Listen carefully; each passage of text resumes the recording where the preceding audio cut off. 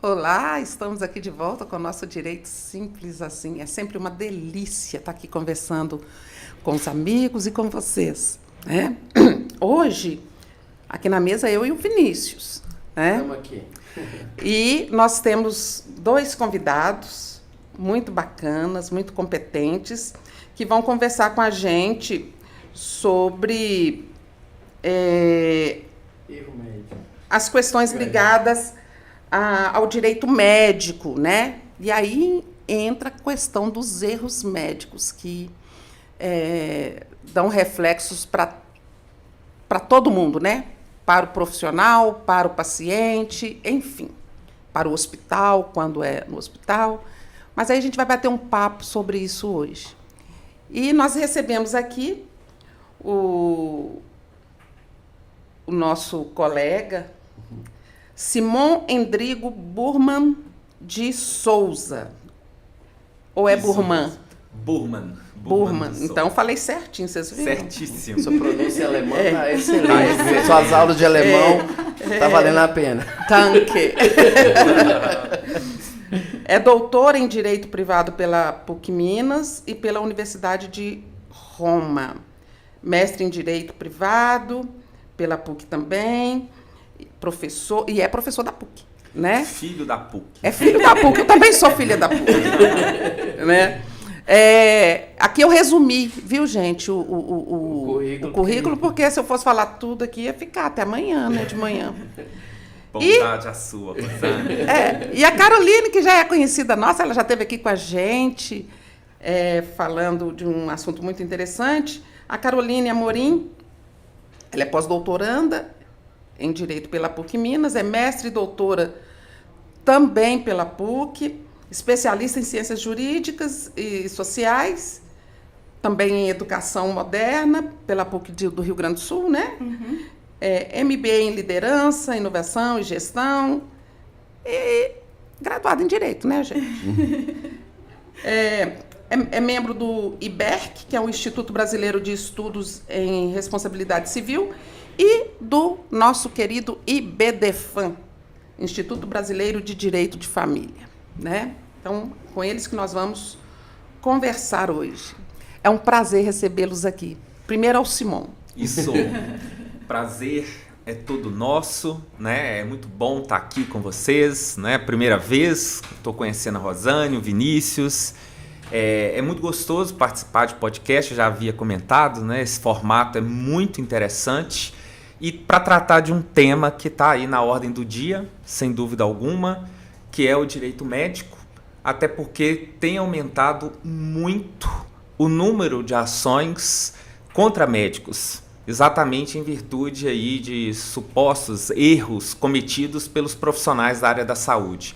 Então, sem dúvida alguma, como bem ressaltou a Rosane, é um tema de enorme importância para o profissional da área médica, mas ao mesmo tempo para o paciente também. Então, acho que a conversa vai ser bem produtiva aqui hoje. E aí? A Carolina já é veterana aqui. Eu estava com saudade já, né? Estava aguardando esse convite. Ainda bem que veio agora, né? Sempre muito bom estar aqui com vocês, né? Vinícius vai ser sempre meu chefinho, não tem jeito, né? Uma vez chefinho. Uma vez chefinho, para sempre chefinho. E você, esse doce, sempre nos recebendo muito bem. Estamos aqui para contribuir sempre que vocês precisarem. Mas mesa de conversa de mineiro é assim. É doce, tem café, tem pão de queijo. Aqui no nosso café. E a conversa vai, a conversa vem, né? E flui. Gente, lembrar de falar que a Morgana tá ali na ponta e o Leozinho tá lá na outra ponta. Né? Então, vamos lá. Ô, Simon, o que é considerado, nos dias atuais, erro médico? Bom, a gente pode falar que a ideia de erro médico hoje ela ganhou uma maior amplitude, né, do que tinha anteriormente. Né? Você pode falar, por exemplo, em erro médico pela inobservância do dever de informação que o médico tem. É um dever que se contrapõe a um direito extremamente importante do paciente, que é o direito de ter a informação. Tanto é que existe aqui o que a gente chama de consentimento informado por parte do paciente. O que significa isso? Quando o paciente vai ser submetido a um procedimento, ele tem que ser informado acerca dos eventuais riscos aos quais ele está exposto, exatamente para que ele possa prestar esse seu consentimento. Um consentimento que tem que ser informado. Então, o simples fato de um médico violar esse direito dele ao consentimento, né, informado, isso por si só já caracteriza o erro médico. Então não é apenas aquela conduta imprudente, negligente, imperita, que eventualmente vai caracterizar ali, vai acarretar diretamente um dano, né, material, um dano estético que vai propriamente caracterizar erro médico. Então você tem uma amplitude, uma maior amplitude nessa ideia de erro médico na atualidade. A gente tem a impressão, né, toda vez que a gente começa a conversar sobre, na informalidade sobre essas questões, tem muita gente que pensa assim, erro médico é aquela história, fui operar a perna direita e saí com a esquerda, né, operada. Isso já aconteceu com meu irmão. a gente o apelidou de esquerdinha. Ô, doce! A gente tem essa ideia, né, de que erro médico é só isso. Mas a gente tem visto essa amplitude, principalmente envolvendo também as questões de conduta ética. Os questionamentos em relação à conduta ética têm sido levados para o judiciário, para além do CRM até, sabe? Quando leva-se assim, porque esse dever de informação, além de quê, né? É um direito específico de relação de consumo, será que é considerado? A relação médico-paciente é uma relação de consumo? Em quais circunstâncias, né? Dever de informação está no CDC, dever de informação está no Código Civil, dever de informação está no Código de Conduta Ética do Médico. Então, isso aí acaba, né, trazendo uma readequação. Exato. Né? E essas demandas têm aumentado, né? Tem, sem dúvida alguma. E aí, complementando, quando a gente pensa em erro médico, a gente pensa em demanda contra o médico, a gente pensa apenas naquelas demandas no âmbito civil, naquelas ações indenizatórias por conta de dano material, compensatórias em caso de dano moral, mas não é só, né? Um eventual erro médico pode acarretar repercussão também no âmbito penal, né? Assim como no âmbito administrativo, né? Você tem, por exemplo, instauração de procedimentos junto ao CRM, né, posteriormente CFM, se for o caso, que é o Conselho Federal de Medicina, através de sindicância, que posteriormente pode se tornar ali um processo ético profissional por conta de um eventual erro, tá? Então a gente está falando aqui de uma consequência no âmbito administrativo, repito, podemos ter também uma consequência no âmbito penal, uma lesão corporal grave, né, ou até mesmo homicídio, porque o homicídio não é só o doloso, existe também o homicídio culposo. Né? Então você pode ter aí uma demanda contra o médico no âmbito penal. Tá? Então, assim, são esferas distintas. Tá? Então você tem várias demandas, mas sem dúvida alguma, no âmbito civil, essas demandas elas têm aumentado muito, muito e muito. Até teve uma decisão, uma alteração, mudando o nome, né? Que não pode ser erro médico, né? O nome das ações. Das ações. Que isso estava causando um constrangimento muito grande para os profissionais quando eles eram demandados. Como as ações aumentaram, o volume aumentou significativamente, a gente sabe que às vezes numa googada, né? Você joga o nome da pessoa, o Google já puxa muitas informações. E vinha o nome do médico vinculado a um processo de erro médico. Partindo do pressuposto que errado ele só estará depois de analisado, transitado em julgado, decidido, transitado em julgado, eles estavam criando uma angústia muito grande de se ver envolvidos naquela situação. E tendo um prejuízo que era um prejuízo significativo, tanto de honra subjetiva, que é o incômodo pessoal de ver aquilo acontecendo, sendo que o processo ainda não foi analisado, devidamente analisado, com amplo contraditório, com ampla defesa, nem nada disso. E além da questão da honra objetiva também, porque as clínicas onde eles estavam vinculados, ou as próprias clínicas, né, onde eles fazem os determinados atendimentos e tal, via a demanda diminuindo porque estava sendo propagado o nome do médico vinculado ao erro, né, às ações. Se a gente falar para vocês que isso mudou efetivamente, que nós estamos vendo esse resultado já em termos de prática no judiciário, continuam fazendo esses tipos de processo com o nome de processo de indenização, e no PJE, agora vou até, o EPROC eu não arrisco dizer ainda não, mas no PJE ainda tem a definição mesmo do tipo da demanda, né, como erro médico. A gente tem até vade-mecum de erro médico, gente. Então, para você ver, né? Para você ver como é que tá uma das coisas também que eu lia à época é que, às vezes, aquilo que estava sendo reclamado não estava diretamente ligado ao procedimento do médico, e sim de questões que estão ali no entorno daquilo, né, com outros prestadores de serviço, e acabava acarretando em cima do profissional médico. A questão, assim, é muito complexa, porque, de fato, existem erros médicos. Existem. Né? Acho que toda profissão, né, todo profissional está sujeito a erro. Né? O médico, evidentemente, pode cometer erro, mas a medicina a gente sabe que não é uma ciência exata.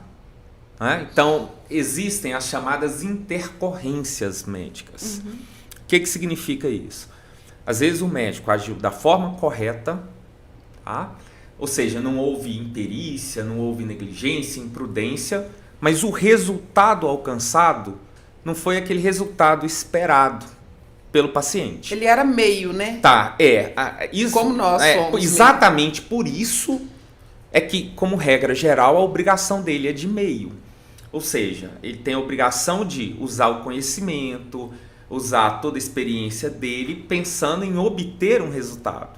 Mas ele não se vincula, ele não se obriga a obter esse resultado. Até porque o resultado final não depende só dele. Tá?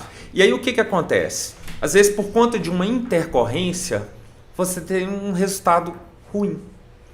E aí o paciente, não aceitando aquele resultado ruim, o que ele faz? Muitas vezes ele quer judicializar. Tá? E infelizmente a gente percebe que alguns, né, buscam ali o judiciário também como uma forma, às vezes, de obter algum tipo de vantagem. Repito, tem casos e casos, a gente não pode generalizar. Né? É porque também tem gente que já fala assim, comigo é assim, eu levo tudo pro pau. Exato, tem casos e casos. Tem gente que tem mania de judiciário. Tem casos e casos. E aí a gente pega advogados que aceitam esse tipo de causa. Até porque, na maioria das vezes, por exemplo, esse cliente pode conseguir a justiça gratuita, né? Ele não vai ter nenhuma consequência negativa. O pagamento do advogado às vezes fica condicionado ao êxito. Então é aquela história, eu não tenho Fica nada... confortável. Eu não tenho nada a perder. E gira-se a roleta russa. Eu tô aqui, né? Se eu ganhar bem, se eu não ganhar, ok, né? Fica por isso mesmo. Ele topa, o advogado topa, mas isso acaba criando um transtorno muito grande para o médico, porque o médico vai ter que se defender, né? Mas pode estar aumentando também, porque as pessoas também, por outro lado, estão tomando mais consciência. Né? Repito, a questão não é simples, é uma questão complexa. Né? De fato, tem muitas situações em que houve realmente erro médico, tá? E isso eu acho que a gente pode também analisar, né? Tem várias questões que eu acho que podem estar contribuindo para isso. Né? Uma delas, esse aumento exagerado de faculdade de medicina, talvez seja um fator, até porque eu acho que aí tem um agravante, né? Que, embora, por um lado, a gente tenha tido ali uma democratização do acesso ao curso de medicina, o que é sensacional, né? Mesmo porque você tinha, a gente teve durante muito tempo uma certa reserva de mercado. Era bem elitizado, né? Aqui, basta pensar, quantos cursos de medicina a gente tinha aqui em Belo Horizonte? por exemplo. Né? Hoje não, você tem uma democratização, o que é bacana, até porque a gente precisa de médico. Né? Você pega, por exemplo, a quantidade de advogado que a gente tem no mercado e a quantidade de médico. Né? Você tem os extremos. Né? Médico, advogado você tem demais, médico, eu acho que está aumentando, a tendência é aumentar até demais. Mas enfim, essa democratização ela foi positiva, sem dúvida. Mas por outro lado, a gente tem um problema aí. A falta de fiscalização desses cursos de medicina. Né? Você não tem um órgão, o MEC não atua efetivamente para fiscalizar, então você acaba tendo cursos que não oferecem a qualidade necessária. Tá? Então, isso acaba acarretando a formatura e a formação de profissionais que não estão capacitados não têm a devida qualificação para exercer. Então, indiscutivelmente, que isso acaba repercutindo. Né? Eu vi uma matéria falando que fizeram, acho que testes com alguns médicos recém-formados, que eles não sabiam aferir a pressão. E eu acho que essa questão ela é muito mais ampla do que a conversa simplista que a gente está tendo aqui, sabe? Porque não acho que seja só em relação a médicos, né? Sim. A gente tem recebido nas universidades hoje, eu e Simão somos professores há mais de 20 anos, nem vamos contar essa parte, a gente pula, né? Já contou. Essa parte a gente pula. Mas a gente tem recebido analfabetos funcionais, gente. Então, com todo respeito. Com todo respeito. Então, as pessoas não sabem escrever, não sabem falar. O que é elementar não sabem. Não, entendeu? Então, assim, se tivermos que fazer uma peneira, seja em qualquer âmbito, né? Em termos de mundo, nós somos o país que forma o maior número de bacharéis em direito do mundo. Do mundo! Nós somos, né, de formação anual. Será que nós vamos deixar isso acontecer também com medicina? Nós vamos virar essa referência com medicina também? O país que forma, né, mais médicos, E o pior é que o médico, ele já sai médico. Ele não sai bacharel em medicina para fazer uma OAB, para ter uma peneirinha, né? Para ver se está qualificado ou não. Como que tá isso? Não tinha uma conversa do CRM? Só conversas a princípio. Só conversas. Uma conversa de imitar-se, né? A OAB e ter uma... O que eu vi, né, é que me parece que aonde que eles vão... Que aí é uma questão interessante, que onde eles vão conseguir dar uma brecada nisso seriam nos títulos de especialização de determinada área. Ou seja... Nas residências. Nas residências, ou seja, para você ser um cirurgião plástico, você vai ter que ter... Tá, você tem uma formação médica, então, ou seja, esses médicos generalistas que vão para o interior... Aí olha, e no outro lado, incentivar a população ao seguinte, ó, você vai procurar um médico cirurgião plástico, por exemplo, procure alguém que tenha a chancela o registro lá de o registro para garantia. RQE, né? RQE. A questão é que quando o médico se forma, em tese, ele está se formando, ele está capacitado, habilitado a exercer qualquer atividade no campo da medicina. Né? Sim. Ele não pode se apresentar como especialista em uma determinada área, se não tiver de fato o título, mas se ele se sentir capacitado, ele pode fazer... Ele pode atender, mas ele não pode se apresentar como especialista. Como especialista, né?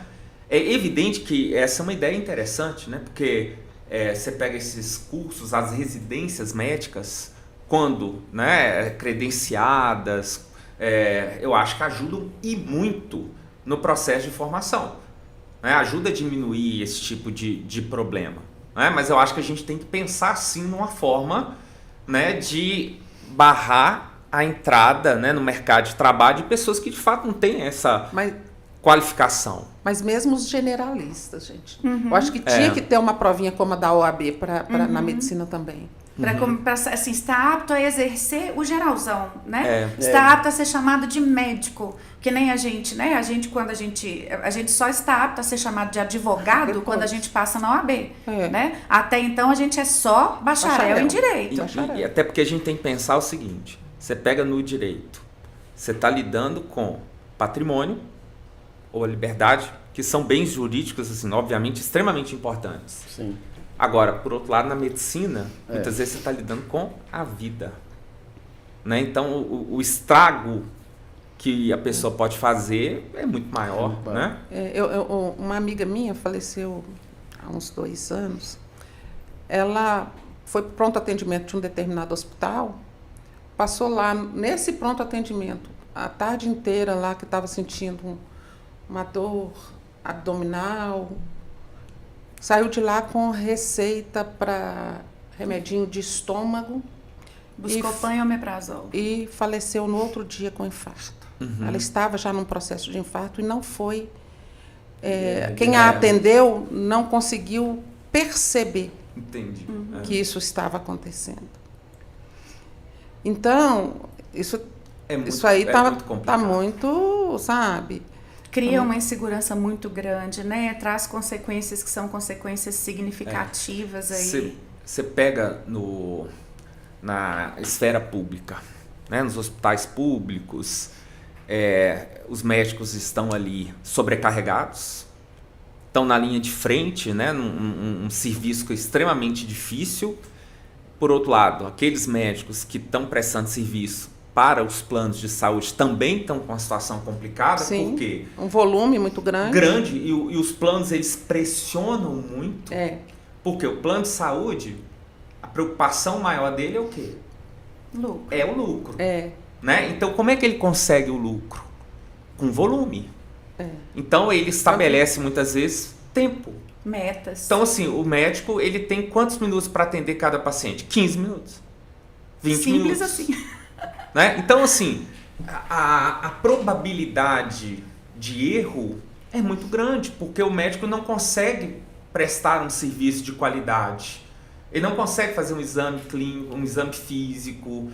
Então, assim, o risco disso acontecer é muito grande. E a gente tem ouvido falar aí, não sei até que ponto isso é verdade, que às vezes os planos eles têm limitado ao médico na questão de pedir exames. Sim. Exato. Esse é outro problema.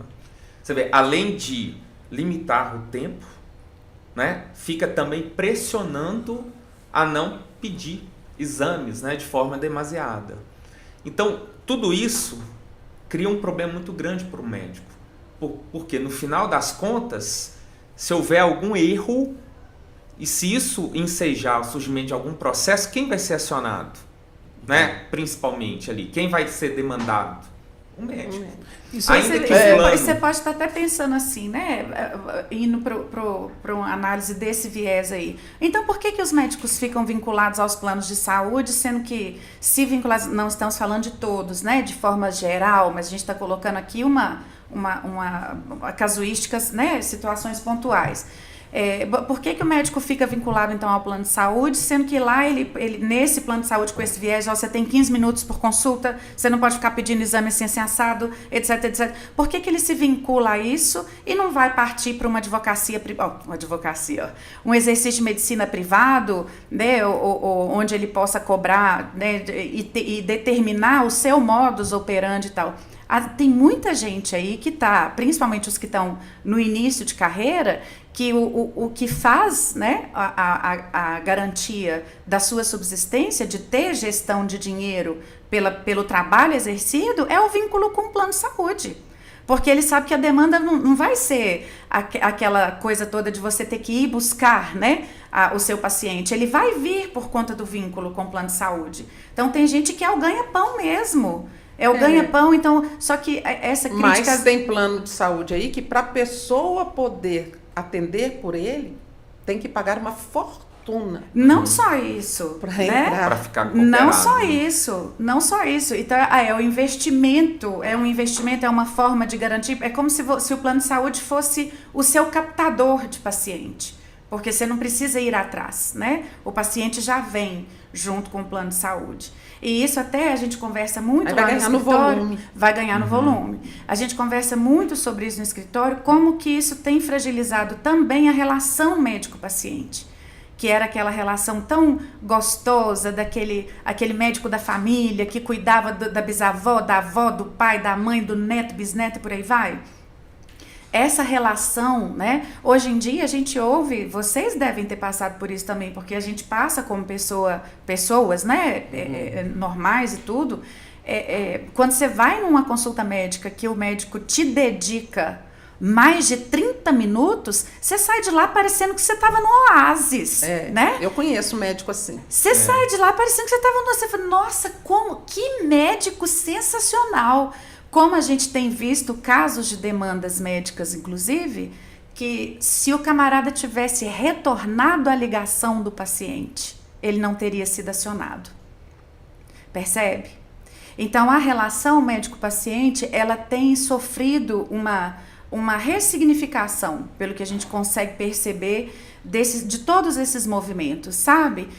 E acho que é um problema sistêmico, não é só a escolha, é uma escolha, é uma questão, é um problema sistêmico de tudo isso que nós estamos colocando, né? Modus operandi adequados ou inadequados de determinadas operadoras, de determinados planos de saúde, mais a opção, né, do camarada ou aquela ideia de que eu vou fazer medicina para ficar rico, aí quando ele se depara em R$45, R$50, R$60 o valor de uma consulta, que para ele poder fazer um volume, para ele fazer R$600 dia, ele tem que atender no mínimo 10.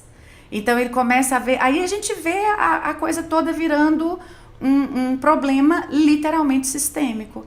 E hoje em dia as pessoas estão adoecidas, gente. Não é só adoecidas de saúde física, fisiológica. É um pouco de tensão, né? As pessoas estão adoecidas, sabe? E às vezes o cuidado, né? Essa relação que era gostosa quando a gente pensava no médico do interior, no médico da família, se a gente conseguisse ver uma reestruturação desse tipo de relação, ver isso ressurgindo, talvez até as dores físicas e da alma pudessem sofrer uma flexibilização. Eu tinha até uma pergunta para fazer, que é o seguinte, nesse contexto, né, nesse contexto que vocês estão falando que vai além simplesmente da prática da medicina, tem a possibilidade de um dano ao paciente, mas sem um erro médico? Assim, eu vou pensar na casuística de vocês.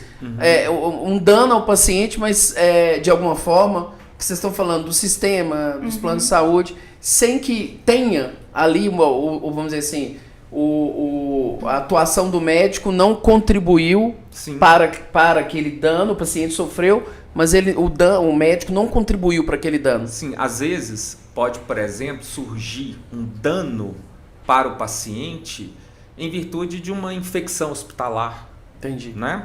Ou uma queda sofrida pelo paciente dentro do hospital. Entendi. Né? E essa é uma questão muito interessante que você abordou, Vinícius, que é o seguinte: a gente sabe que a responsabilidade do médico é subjetiva, como profissional liberal que ele é. Ou seja, a gente tem que ser apurada a culpa dele para que seja estabelecida a sua responsabilidade. Por outro lado, a responsabilidade do hospital e das pessoas jurídicas, de um modo geral, é objetiva, ou seja, independe da discussão da questão da culpabilidade. Mas, para que o hospital responda, via de regra, tem que ficar caracterizada a culpa do médico. Então, assim, o médico agiu culposamente, o hospital vai responder, né, ainda que ele tenha adotado toda a cautela do mundo na escolha do médico, em vigiar o trabalho do médico. A gente não vai entrar nessa discussão. O artigo 14 lá do né? Código. Exato. Mas aí o que acontece? Vamos imaginar, né, que o paciente tenha sofrido lá uma infecção hospitalar. Certo. Ou o paciente escorregou e caiu lá no hospital, na clínica. Aí a responsabilidade do hospital, não houve nenhum erro médico, o hospital vai responder independentemente de culpa da parte dele. Essa responsabilidade objetiva, ela pode até ser afastada, tá? E o próprio Código de Defesa do Consumidor prevê isso, mas aí você tem que demonstrar uma força maior, uma culpa exclusiva da vítima, alguma coisa nesse sentido. Mas caso contrário, o hospital vai responder, embora não tenha havido um erro médico. Mas só nessas situações. Porque, via de regra, para o hospital responder, tem que estar caracterizada a culpa do profissional da área da saúde. E olha que interessante, nós tivemos um caso recente, tem 2 casos muito interessantes para poder analisar, assim, envolve o que é o erro, o que é... Aí já acho que já sai um pouquinho da questão do erro médico especificamente, mas do dano causado ao paciente, né? Cafezinho. O cafezinho. A gente vai conversando e toma café. Do dano causado ao paciente. Olha que 2 situações interessantes. A primeira delas foi muito recente lá no escritório, que foi num atendimento, né? Uma profissional estava atendendo um paciente que era um paciente trans, era uma mulher trans. E no decorrer desse atendimento, ela tinha uma secretária do lado, registrando algumas coisas e tal, ela lidando diretamente com essa paciente, ela se referia à paciente com o pronome feminino, chamando de ela e tal, beleza. Quando ela foi pedir à secretária para registrar um determinado ponto, ela vira para a secretária e fala assim, coloca aí que ele, isso. Acabou. Coloca aí que ele, isso. A pessoa, a mulher trans, se sentiu extremamente ofendida.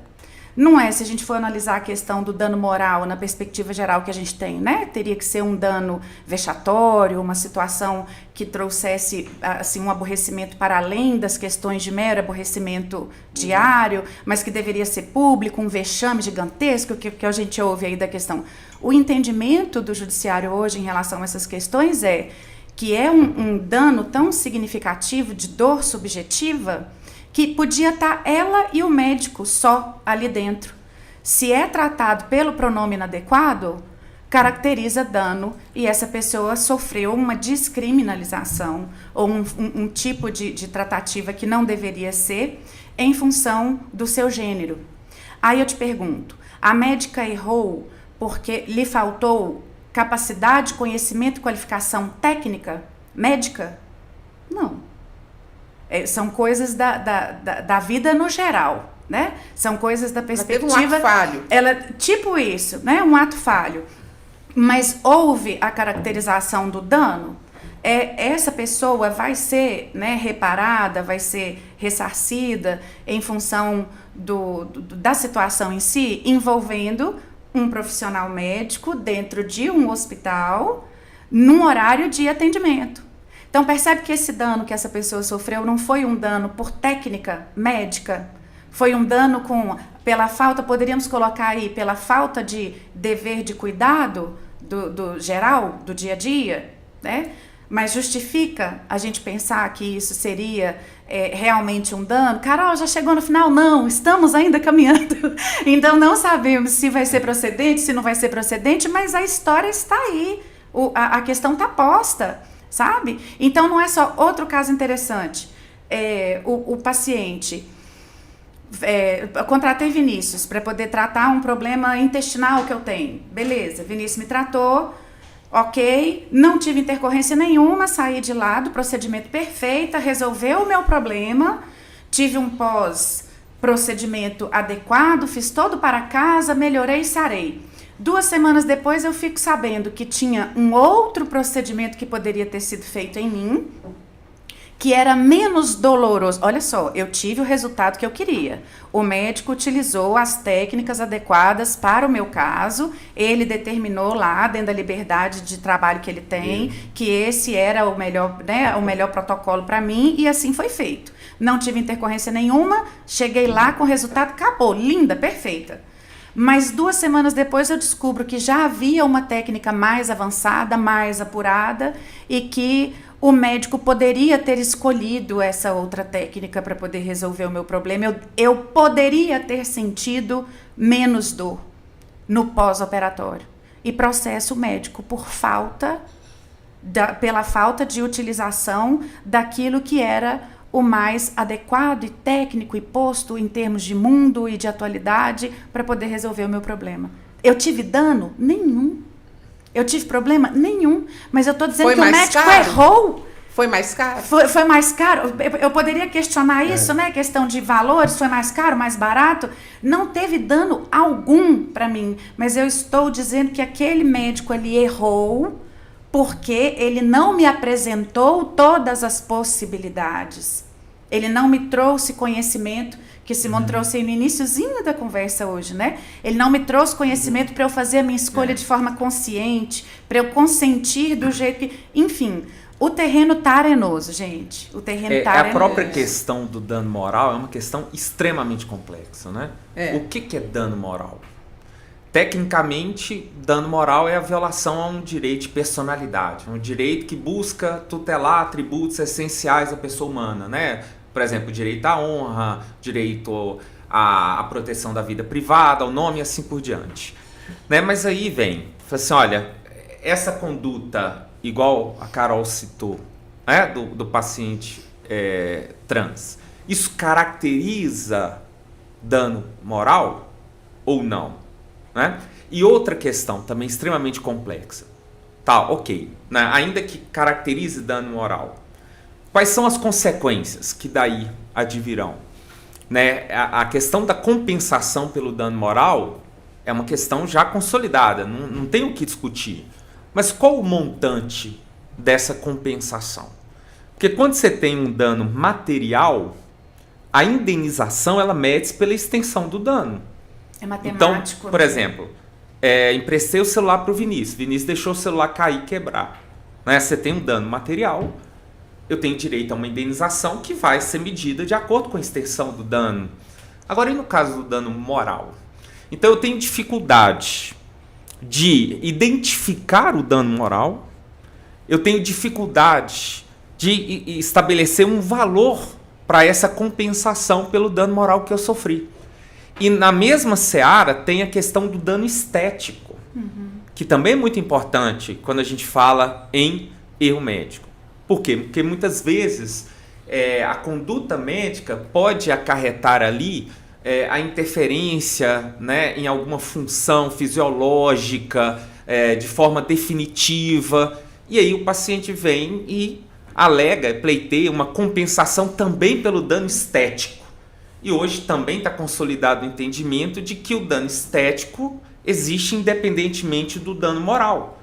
Eu posso então pleitear uma indenização por dano material, compensação pelo dano moral e também dano estético.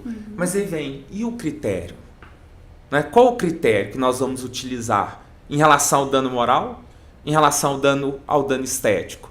Aí a gente, por exemplo, vê no judiciário ações pleiteando compensação de milhões por conta de dano moral, por conta de dano estético. E isso, né, acaba muitas vezes estimulando as pessoas à judicialização, né? Alguns advogados, né? E aí volta aquilo que a gente havia comentado, né? Daquele paciente que muito provavelmente vai conseguir a justiça gratuita, só vai pagar em caso de êxito, aí o advogado está ali, às vezes, estimulando, o cara vai para o judiciário pleitear, né? Pelo que vocês estão... Não, situação complicada. Eu queria fazer duas perguntas interessantes, que é o seguinte: como o tema é muito complexo, eu imagino que a perícia seja complexa também. Porque é tanto, às vezes só está o médico e o paciente, qual tipo de procedimento, se às vezes você tem 4, 5. A pergunta, né, eu tinha duas perguntinhas aí, até para passar para a Rosane falar também, para não falar sozinho, que era justamente o papel da perícia no que envolve a questão do erro médico e se tem diferença a questão de ser um hospital público ou uma clínica privada. Responda primeiro, você vai na segunda. Indiscutivelmente, a perícia é fundamental. Né? Até porque, como a gente comentou, a responsabilidade do médico é subjetiva. Né? Então, ele vai responder se ele tiver agido culposamente. E aí, é óbvio que o perito é quem tem conhecimento técnico, né? Então é ele que normalmente vai identificar se houve ou não uma falha médica. E como é que é feita essa perícia? A perícia normalmente é feita com base em documentos.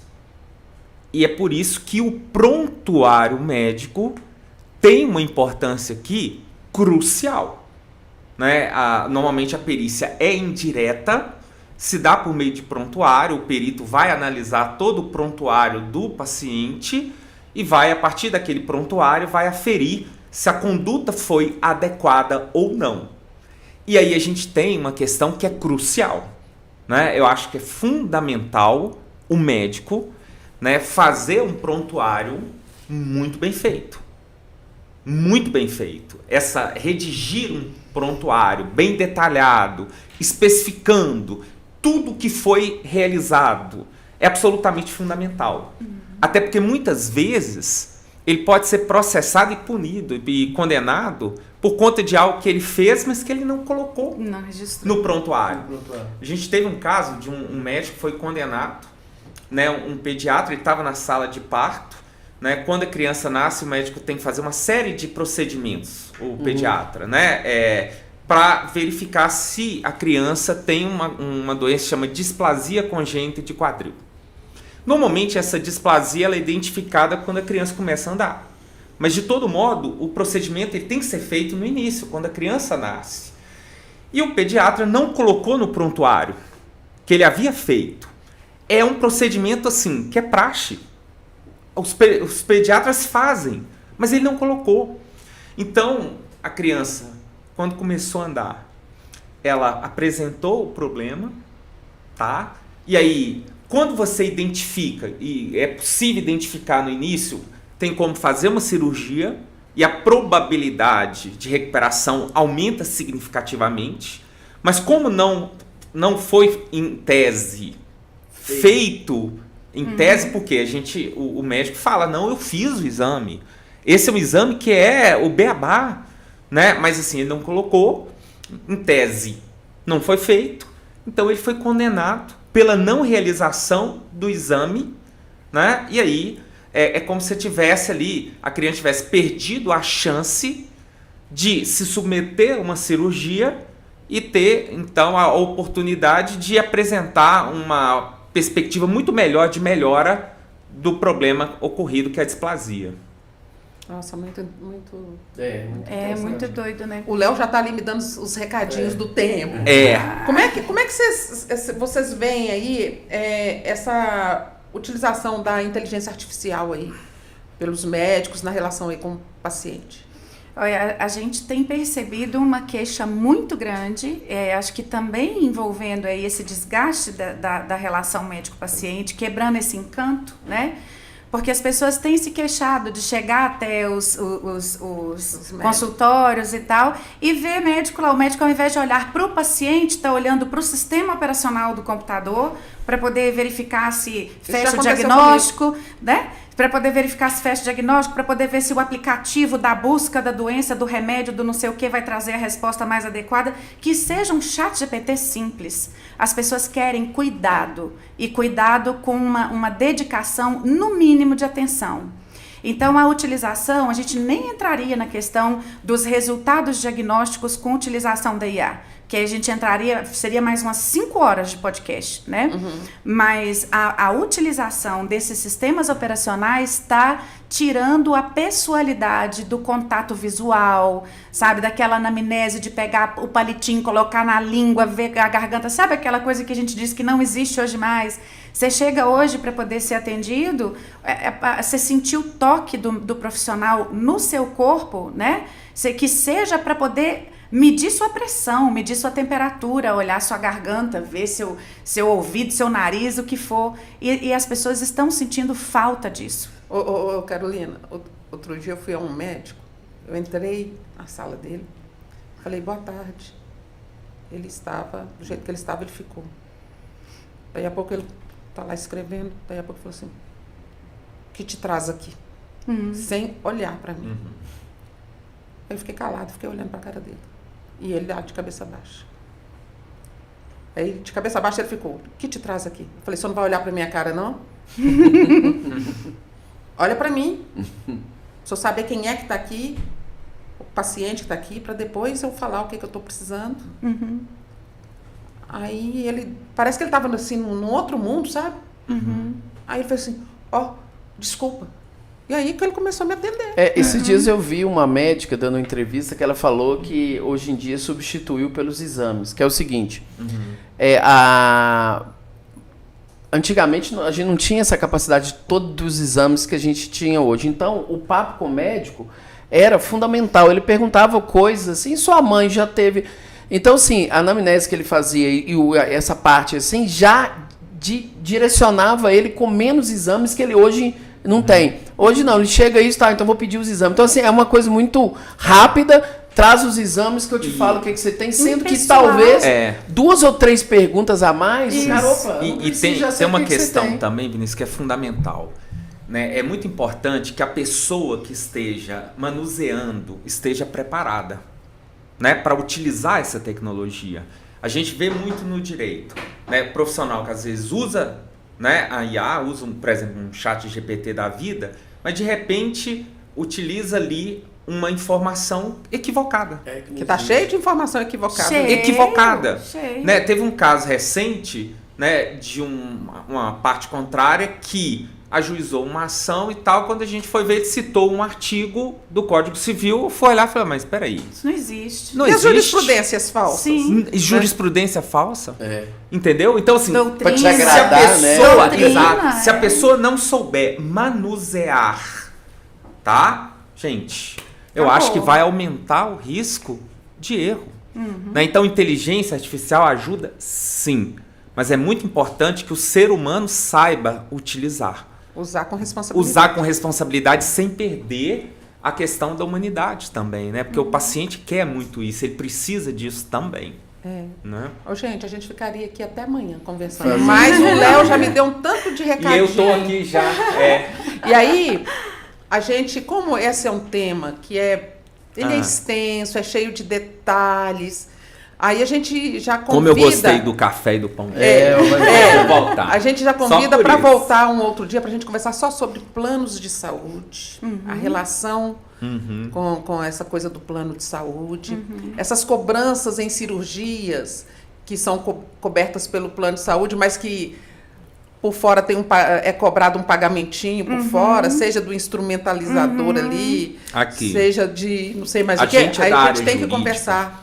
Mas foi proveitoso? Vocês acharam que... Claro, com certeza. Não, foi. Inclusive, se você quiser dar um último recado, às vezes a gente esqueceu de falar de algum tema rápido. Bem rapidinho. Vocês fecharam? Alguma coisa eu acho que a gente pode deixar aberto a mensagem, mesmo essa questão da gente voltar de fato, né, com algumas coisas mais pontuais.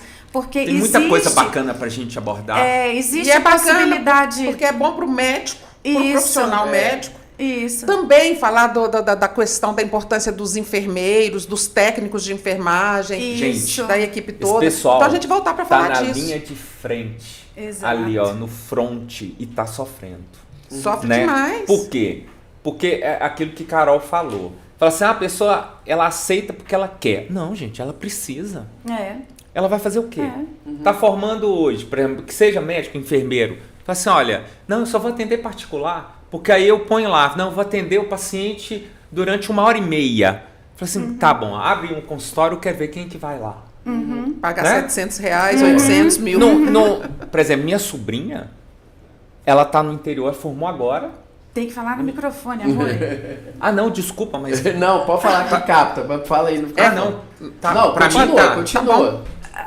Porque você achou que já tinha até acabado? Que o Leonardo, nós estamos... Não, ainda estamos, pode finalizar, ainda estamos gravando. A minha sobrinha, ela formou em medicina, tá no interior, ela dá plantão 48 horas de plantão. 2 dias seguidos de plantão. Né? Fica cansado demais, né? Mas gente, mas nós vamos ter que encerrar mesmo. Meu Deus! Meu Deus! Mas com o compromisso de voltar pra gente continuar conversando isso lá no... Fechou. Prazer, vamos muito fazer obrigado. Isso mais pro ano que vem, né? Muito obrigado pelo convite. Nós agradecemos vocês, tá? Por terem se disposto a vir. E essa conversa, ela é só a primeira parte. Depois nós vamos fazer a segunda. Temos a segunda parte. A segunda parte a gente vai fazer. E as nossas redes, né, pessoal? Lembra de curtir aqui no UAI, né? O Direito Simples aqui, simples assim aqui no portal UAI. Se inscrevam, compartilhem, deem lá o ok se gostou, ou para baixo se não gostou. A gente né? só vai levar joinha, com certeza. Né? O Direito Simples Assim está no Direito Simples Assim ADV, no Instagram, né? E nós temos também lá a página lá no Facebook. E podem falar as redes de vocês? Eu tenho o Instagram, que é o Simon Burman, né? Facebook, mas Facebook acho que hoje em dia quase ninguém, né? Nós somos sócios do escritório Burman Carvalho Amorim, especialista em direito médico. Né? Nós temos uma particularidade que é um escritório de advocacia que tem uma médica e advogada. Né? E a ideia é prestar assessoria técnica, jurídica, ao longo de todo o procedimento, né? Assim, tanto no âmbito judicial quanto no âmbito administrativo. Bacana demais. Então, muito ficamos prazer. por aqui, Obrigado, viu, gente? Tchau, Até mais. Até mais. Tchau, Obrigada, tchau. viu?